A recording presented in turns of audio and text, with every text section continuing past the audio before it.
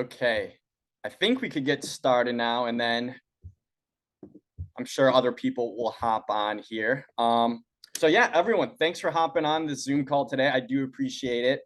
For those of you who do not know me, my name is Anthony Belmonte, and I am the president of Chicagoland Sunday Baseball. I've been running this league with my dad for years, and we're actually entering our 22nd spring season this year, which is kind of crazy to think about. But yeah, we're excited for the season to start. So the purpose of today's meeting is just to go give you guys the full rundown of our league. And I'm going to go over the format of the league. I'll talk about manager responsibilities. I'll go over some important dates that you need to be aware of. I'll talk about the registration process, the scheduling meeting, and a few other things. Like I said, if you have any questions, I'll also open it up to Q&A at the end. And in total, this should last about 20 to 30 minutes. And if you are just hopping on right now, please go on mute. And then if you have a question at the end, you could unmute yourself. So first and foremost, I just want to talk about the format of the league. And everything I'm talking about right now, there is a full informational document right at the top of the homepage of our website that is the same exact information that I'm going through right now. So first and foremost, format of our league. Our league only allows part-time travel teams only. So your kids got to also be participating in house league. So full-time travel teams are not allowed. A couple have reached out to me already about joining, but we do our due diligence and vet the whole process, and we've had to turn them down. So we do make sure it is only part-time travel teams only. We do offer 7U through 14U for baseball, and then we offer 8, 9, 10, 12, and 14 for softball. This year, the season is going to start the weekend of April 14th, and then it's going to go all the way through the weekend of June 16th. So teams, you have two different season types that you could sign up for. One is a 9-game season plus the Memorial Day tournament, or a 10-game season. So the 9-game season, obviously you play the Memorial Day tournament over Memorial Day weekend, and the 10-game tournament is you just play your 10th game over Memorial Day weekend. So each team is going to play either 4 or 5 games at home and 4 or 5 games on the road. So it's an even split right down the middle for the most part. And also, since we do not want to interfere with house league playoffs, we do not have playoffs during our spring season. We do have playoffs at the end of our fall ball season, which I could talk about a lot more at the actual scheduling meeting. But like I said, no playoffs for the spring season. Whoever has the best record at the end is declared the champion. But at the end of the day, it's just the opportunity to give your players extra games to develop their skills and check out all the cool fields across the Chicagoland area with their friends and just having fun there. So that's the whole point of it. Next thing I do want to talk about is manager responsibilities. So if your team is playing a home game, you're responsible for a couple of things. 1, preparing and making sure that the fields are ready. 2, scheduling and paying for the umpire. And 3, providing the game ball. So either 2 softballs or 3 baseballs. When it comes to the Memorial Day tournament, and I'll talk about that later, we'll take care of all that. But for the regular season, you guys are responsible for the umpires, game balls, making sure the fields are all good there. One question I do encounter a lot is regarding the umpires. Like, do they need to be patched? No, we have no requirements about umpires needing to be patched. We do ask, obviously, that they do have experience and that they do know the game. Another thing that I do ask of you guys is, let's say your team is a 10U team.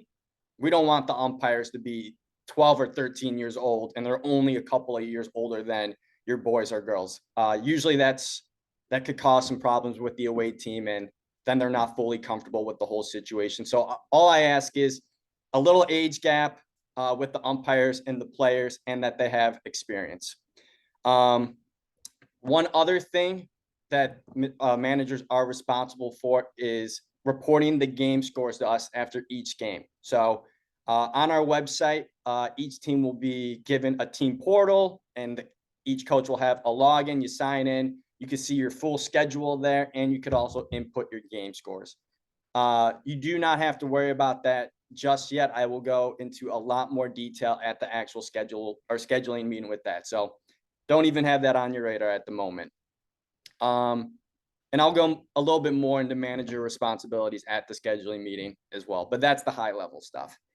The next thing I want to talk about is the Memorial Day tournament. So in order to participate in a Memorial Day tournament, your team must participate in our actual spring season as well. So you got to be registered for our spring season. The tournament is going to be held from Saturday, May 25th, and it's going to go all the way through Monday, May 27th.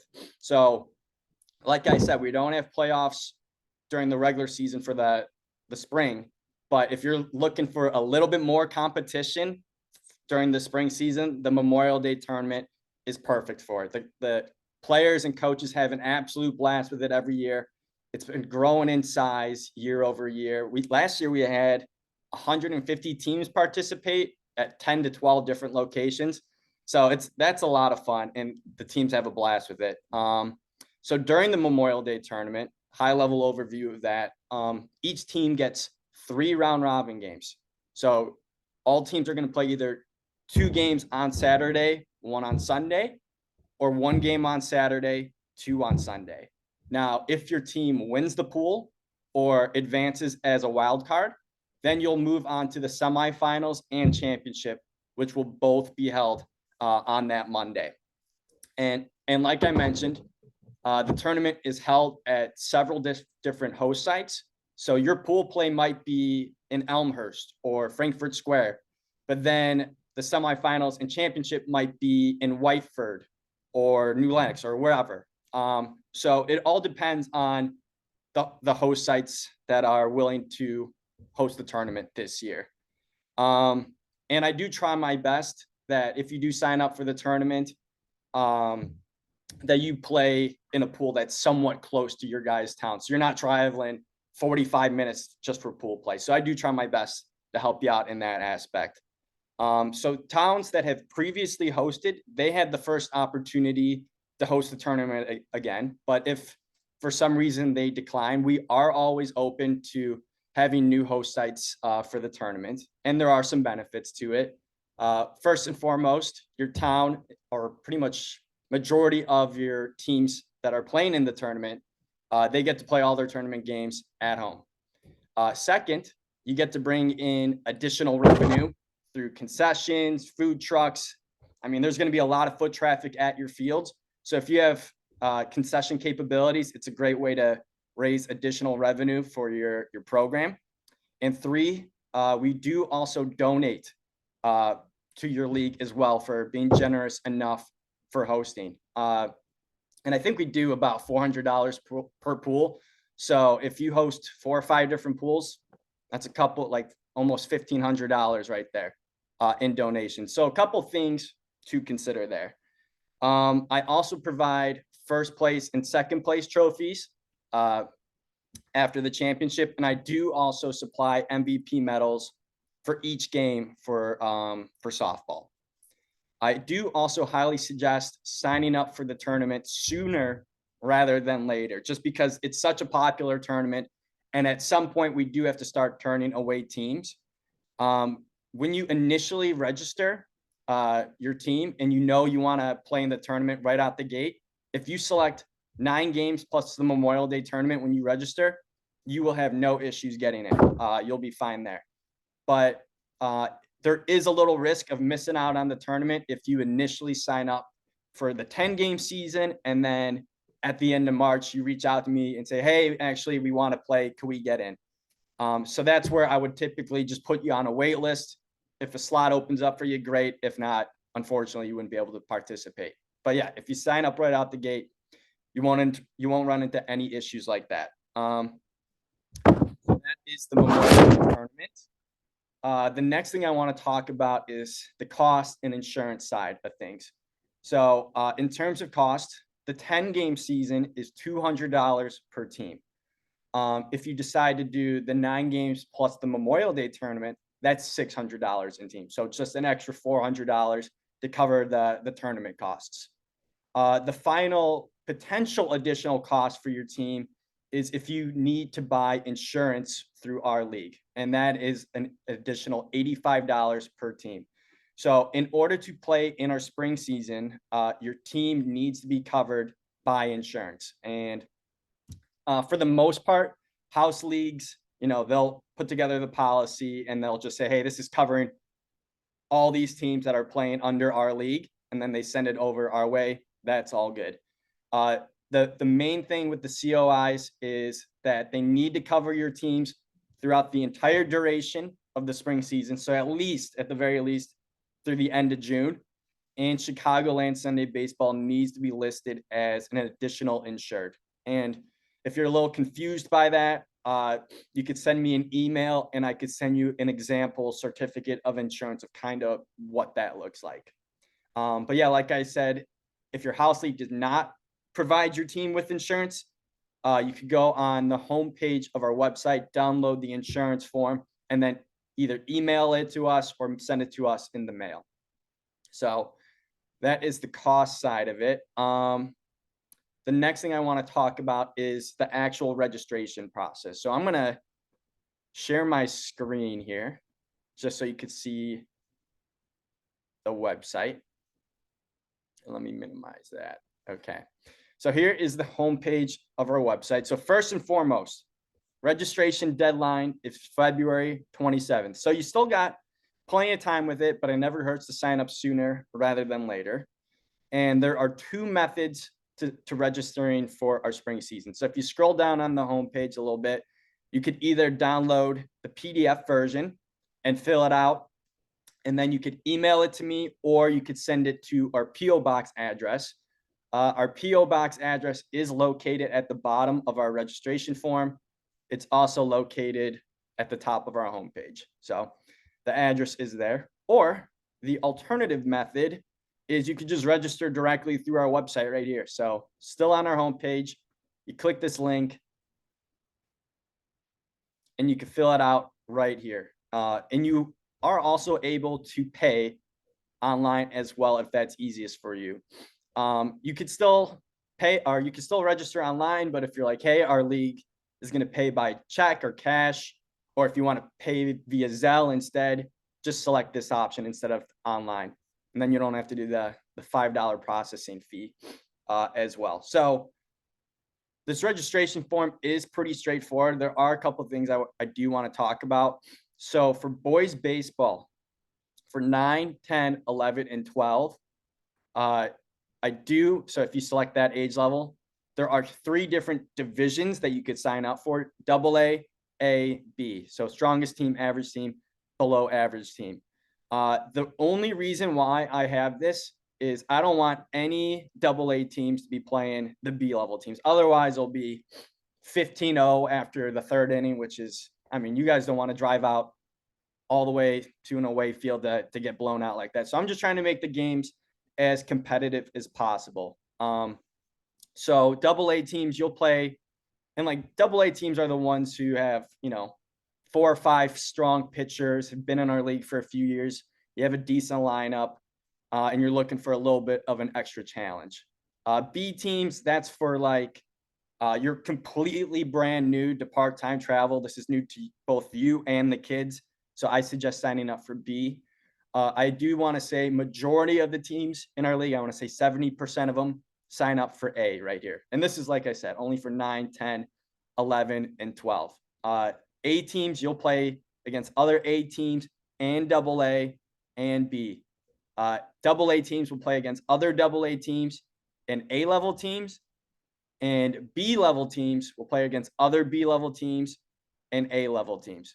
But B and AA, they'll never play. So some teams were a little confused about that when they were doing the registration. So just want to clear that up for everyone there.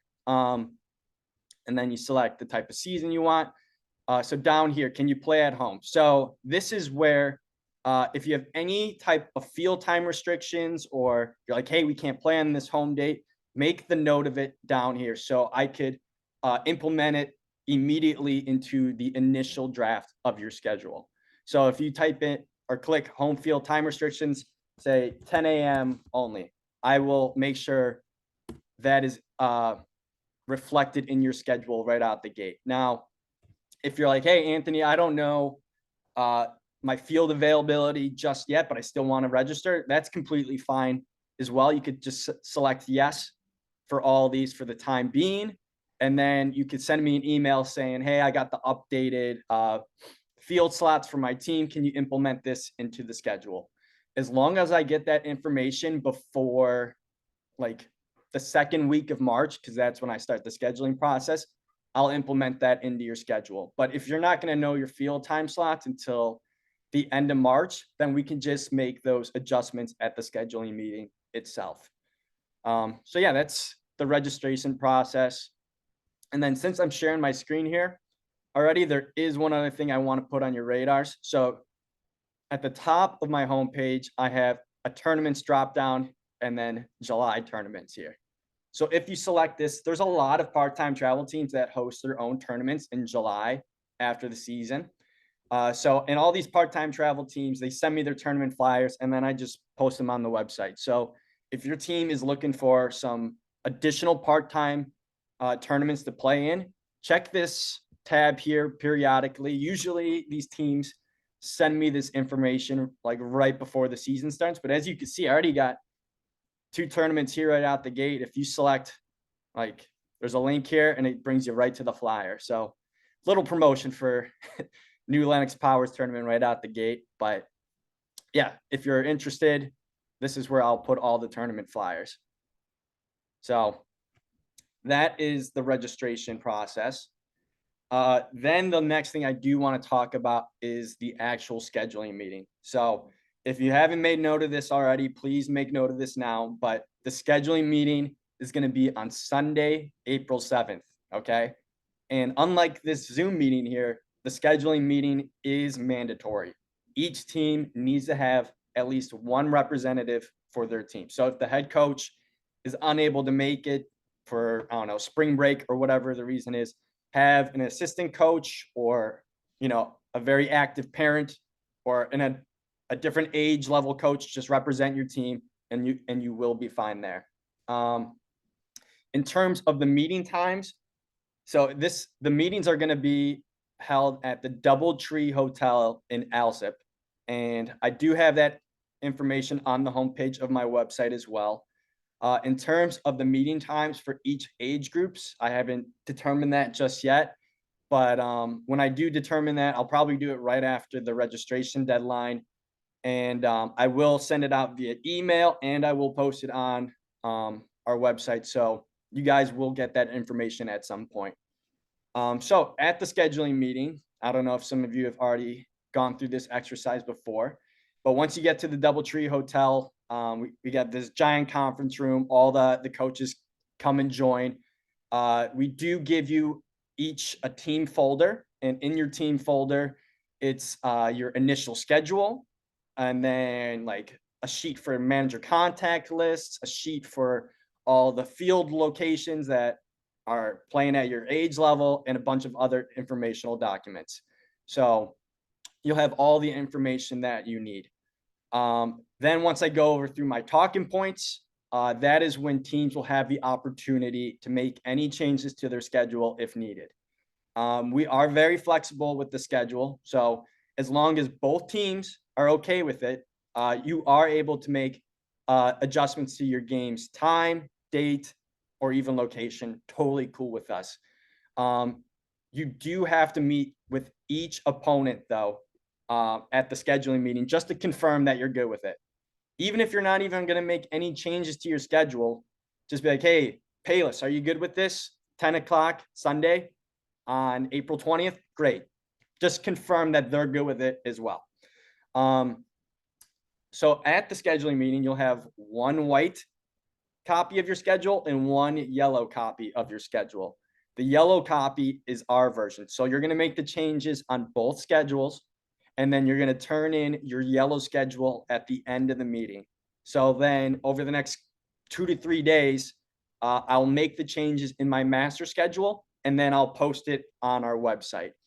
And then, like I said, the meeting's on April 7th, and the first set of games is on April 14th. So it'll take us 2 to 3 days to get the master schedule on the website, but make sure you communicate at the very least the date, time, location of your first game to your parents right out of the gate if you have that all set up right after the meeting.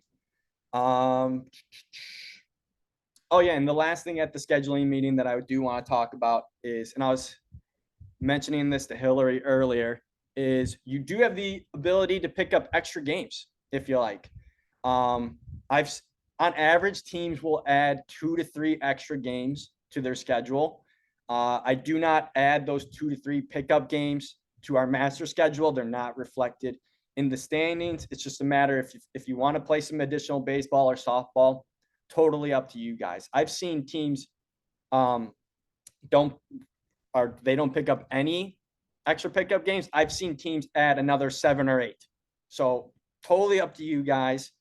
So yeah, that is the extra games. And then, like I was saying earlier, and this is more so for softball, I've seen in the past rather than baseball. But if you want to do double headers, since you're already going out that way, you're more than allowed to do that, whether it's a game that was already on your schedule, or you could do it with the extra game. If you want to do a double header and like one of the games is on your schedule and one of the games is just an extra game that you picked up, the first game that you guys played, that's the one I'm counting in the standings and on the master schedule. What else with the scheduling meeting? Oh, and then, so like I said, I initially schedule all the games to be played on Sundays. And unless you guys give me a specific time slot, I just say Sundays at 10 a.m. right out of the gate.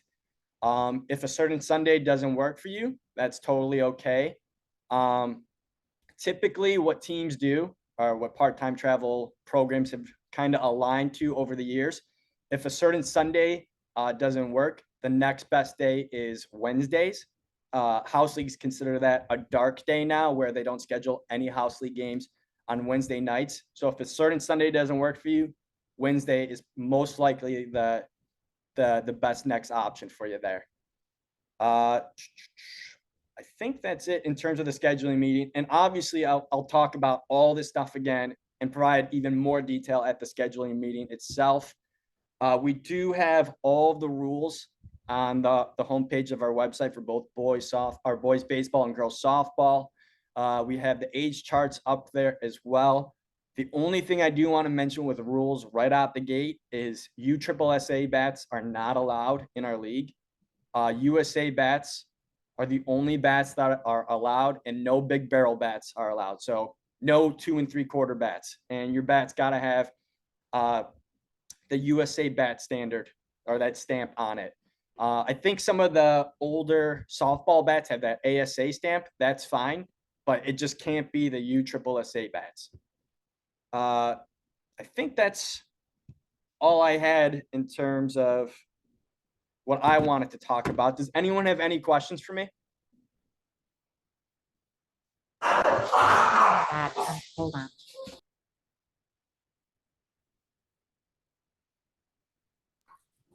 Sorry. I had a question. So if we've got like 150 teams at the DoubleTree or more, however many are there, how in the heck do you find somebody, these coaches? Is it, you know what I mean? Yeah, Hey, yeah. I'm looking for so-and-so. So like I said, for these scheduling meetings, I break it out into different age groups. So like 8, you might meet at 9, and then 9, you might meet at 10 a.m. 10, you will meet at 11 a.m. So at a single time, there's going to probably be like 30 coaches in a single room, so it won't be too overwhelming. And also typically what teams do, they'll just wear like a new Lennox hat or like a new Lennox shirt or sweatshirt, just indicating like, okay, this is the team I'm representing. And also, like I said, with the July tournaments, you could send me those flyers. But if you want to bring some handouts to the scheduling meeting as well, you're more than welcome to do that as well.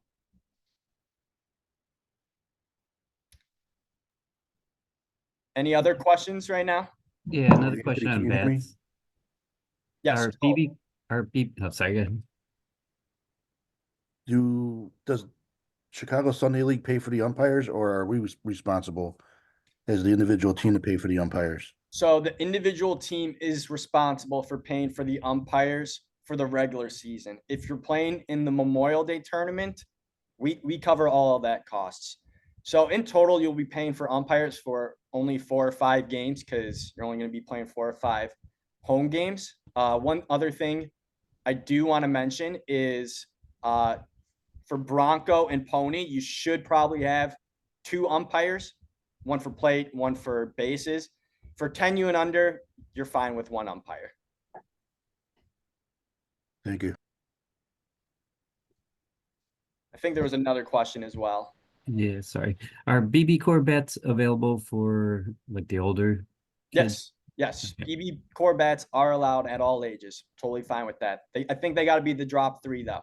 Right. Yep. I had a question. You mentioned the skill level for baseball. Do you have that for softball as well? No, we do not.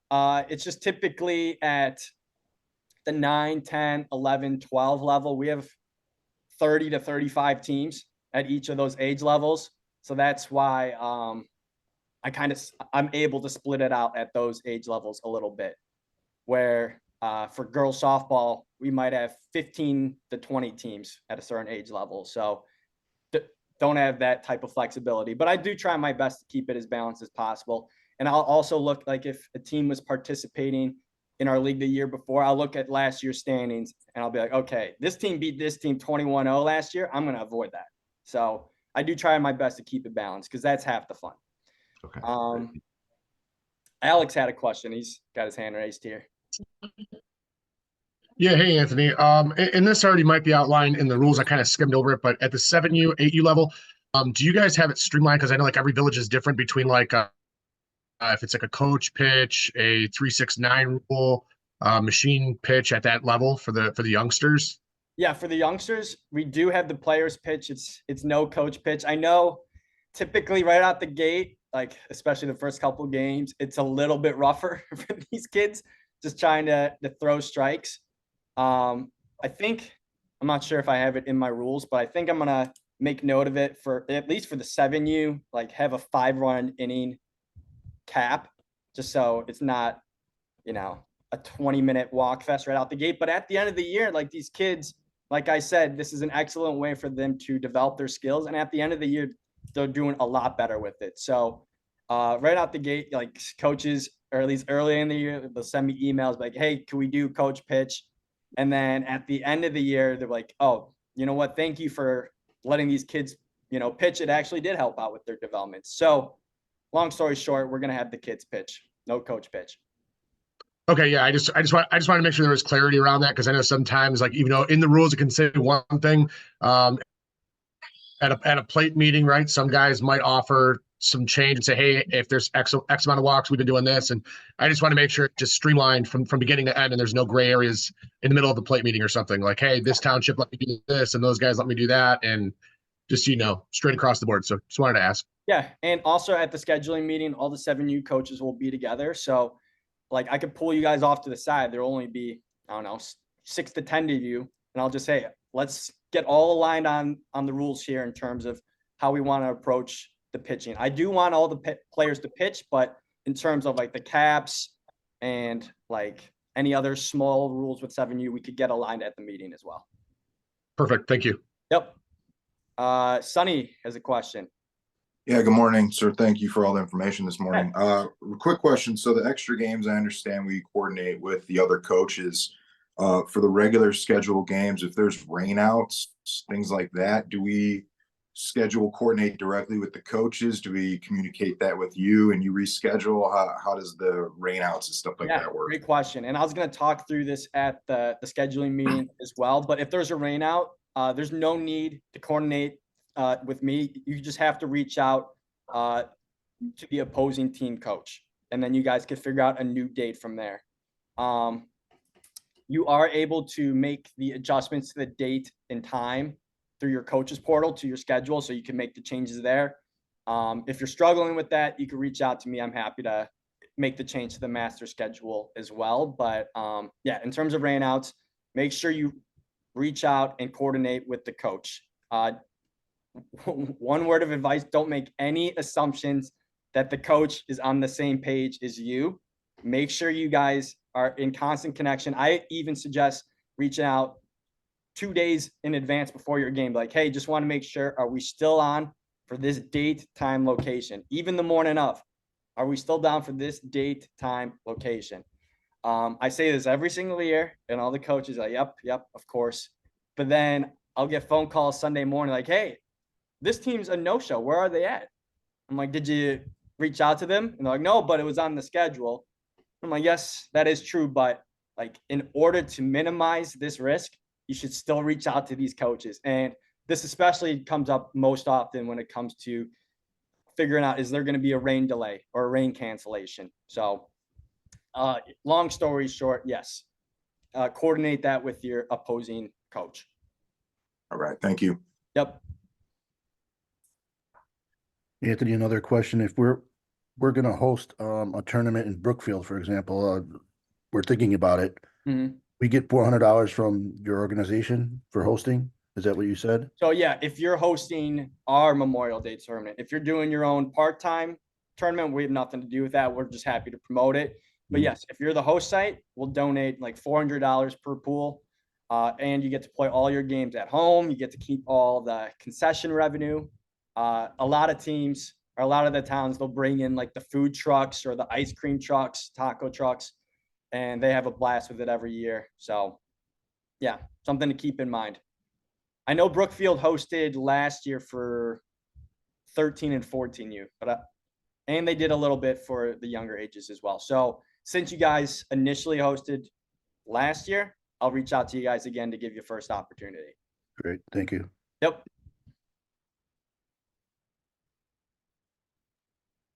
Tony, one more question about, or Anthony, one more question about softball. Mhm. In the chance that we have enough teams that sign up for the 12U division, would it be possible for it to split into 11U and 12U, or is it definitely going to say 12U? I think we're going to keep it definitely at 12U, just, or at least for this year, just because there's a lot of teams right now that have already signed up, and it's already a combo of 11 or 12. And then like, if I circled, or if I kind of walked it back and I said, hey, now we have an 11U, they'll say, well, we thought there was only a 12U and we already have a combined team and we can't split this up. So this year we're just going to keep it at 12U. I think next year we'll add the 11U as well, though, because I feel like there will be some demand for it. Last year we did just add a 9U division, and that was pretty popular. So I think we'll fill the gap with 11U next year, but not for this season. Thanks. Yep. Any other questions?